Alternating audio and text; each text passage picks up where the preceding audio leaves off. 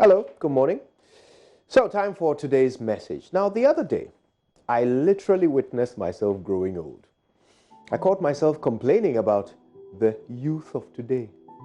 And as soon as the expression youth of today escaped my lips, I realized I had taken one irreversible step towards becoming my father.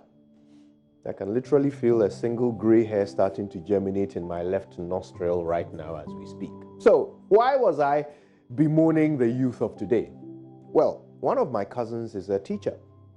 We chat a lot on Facebook, and he was telling me how a young student in his JHS2 maths class had recently shocked him to the core. Now, her name is Rachel, and she's his top student, a brilliant young girl who always tops my cousin's maths class until she fell ill last term and missed several lessons. Now, she came back just before an exam and did quite poorly for the first time. Naturally, she was devastated. So, what did she do? She walked boldly into my cousin's office, locked the door, stripped to her underwear, looked at my shell-shocked cousin in the eye and told him he had two choices. He could either change her grade to 85% or she was going to scream rape. She then added with a wink that if he chose option A, then my cousin could do whatever he wanted to her right there on his desk. Now, in a moment, I'll ask you, if you were my cousin, what would you have done? You can certainly share your thoughts on Twitter. Use the hashtag AMShow. Anyway, my cousin asked her why she needed this grade so badly. Her answer was an even bigger shock. She said, "My daddy says if I get all grade 1s this term, he will take me to London for the long back. I've already told all my friends I'm going to London, so I can't fail maths. Sir, please make up your mind fast or I'll just scream." Now you have to understand, Rachel was a smart kid, extremely well behaved, class captain for 2 years in a row. My cousin would have been shocked by this conduct even if it had come from the worst behaved child in his class. But from Rachel, it just made no sense. She was standing there in her underwear, calm and collected, and not at all worried about getting into trouble. She certainly didn't care that she was about to ruin the career of a perfectly good teacher who had always had her interest at heart. It was at this point in my cousin's story that I let slip those three fateful words: youth of today. You see, one thing in particular struck me about Rachel. She had no sense of consequence. She wasn't worried about the negative effects of her actions on herself or on her hard-working teacher. All she wanted was to be a boggart during the long vacation, and she didn't care who her actions would hurt as long as she got what she wanted.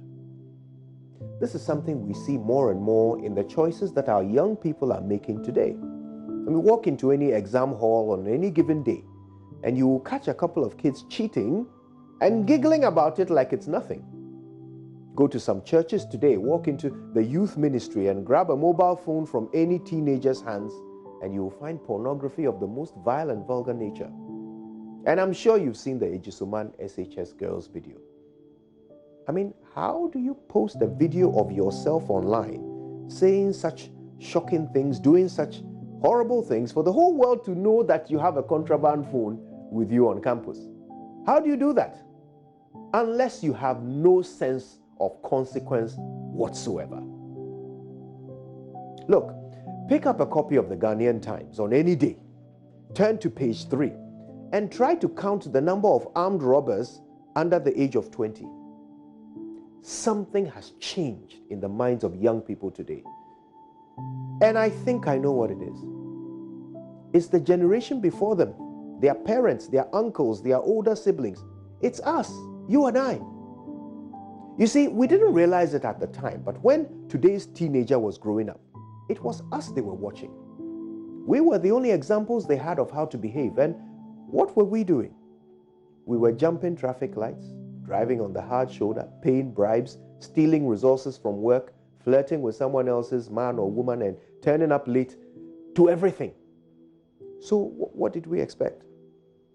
In this world, nobody asks to be made a role model.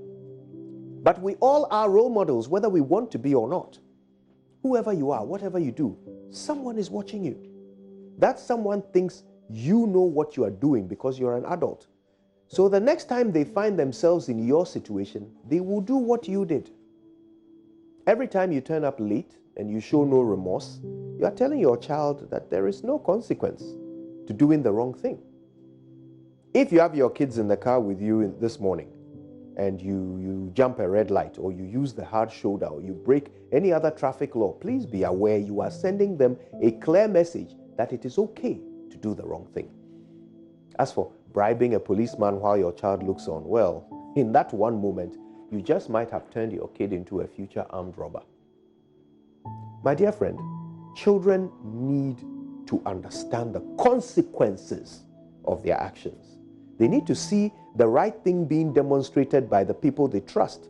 They need to see that being good pays and being bad costs. And this is not the sole responsibility of their parents.